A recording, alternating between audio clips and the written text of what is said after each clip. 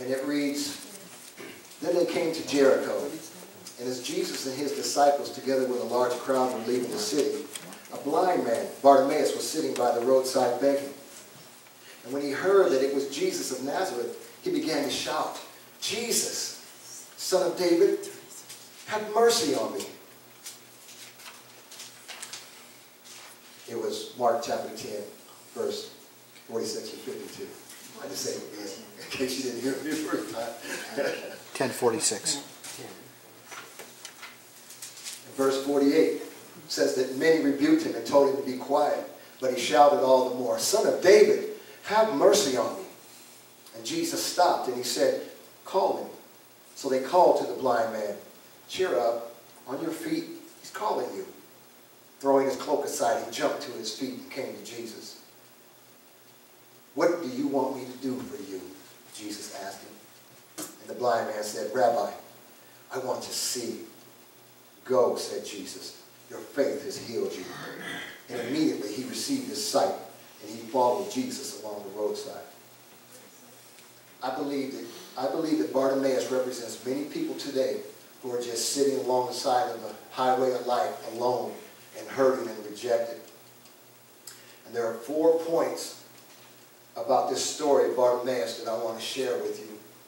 And I believe that if you will remember these points, that it can help you in a time when you're feeling lonely and isolated, in the middle of your problems.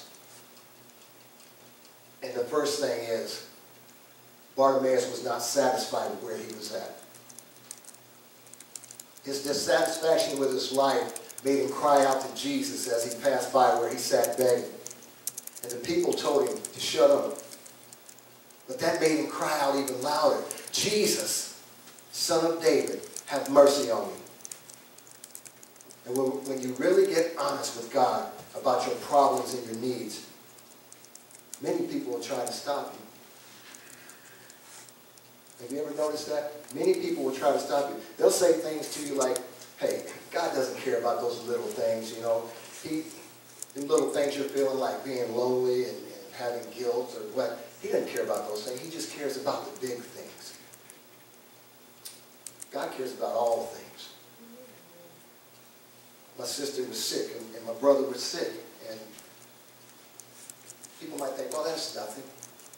Well, God thinks it's something because he loves us all and he cares for us all. You see, when you try to get out and rise above your problems, those kind of people, they try to push you down and keep you in the state that you're already in because they are unhappy. And what's that old saying? That misery loves company?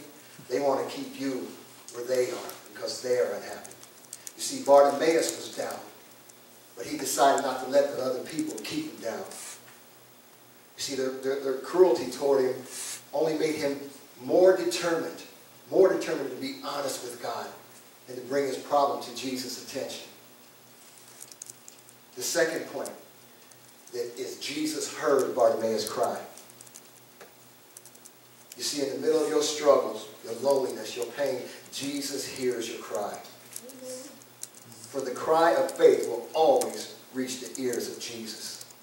Amen. Somebody might be saying, "Well, I don't know the words to use or how to say them," but I tell you this, Jesus doesn't care about the words that we are using. He cares about the attitudes of our hearts. Are we coming to him truly with our hearts? When it's a cry of honesty about the situation that you're in and in the faith that Jesus can do something about it, oh, I think it's music to his ears. When you believe in him and he can do something about the problem that you're in. Amen.